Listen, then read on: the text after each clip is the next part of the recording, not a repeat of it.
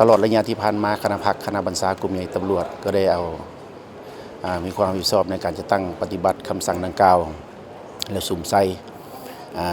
โดยเฉพาะเป็นการซึมบรรดาเอกสารและก็มีการ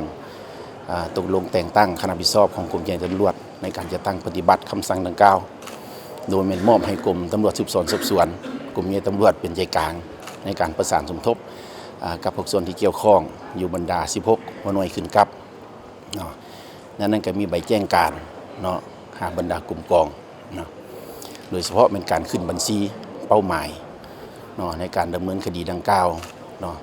จุดที่จะตั้งปฏิบัติได้ก็หมายถึงว่าทางกลุ่มใหญ่ตำรวจพวกเขาก็เก็บได้จำนวนเฉพาะปี2025-26นี้ก็เก็บได้อยู่57กระบอกเนาะและจำนวนดังกล่าว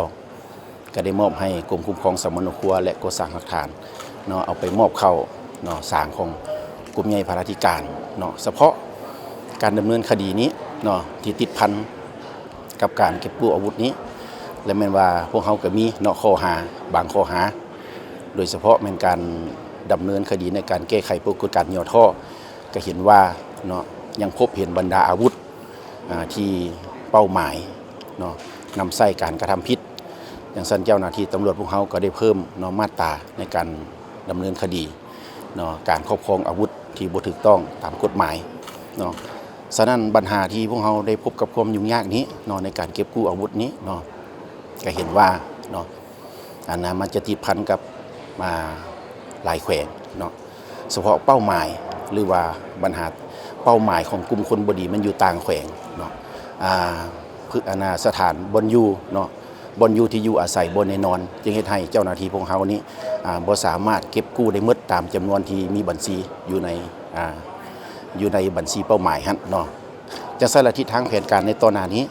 และทางกรมใหญ่ตำรวจของพวกเขาจะได้มอบเนาะจะได้มอบให้กรมตำรวจสืบสวนสอบสวนที่เป็นเสนาธิการและเป็นเจ้าการในการเก็บกำหรือว่าในการขึ้นบัญชีอาวุธ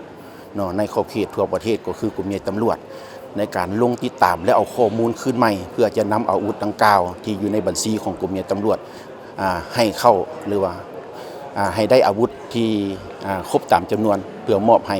ทางกรมคุ้มครองสัตว์มนุษย์ครัวและก่อสร้างหลักฐานก็คือมอบให้กรมใหญ่พาราธิการเป็นผู้รับผิดชอบรักษาไว้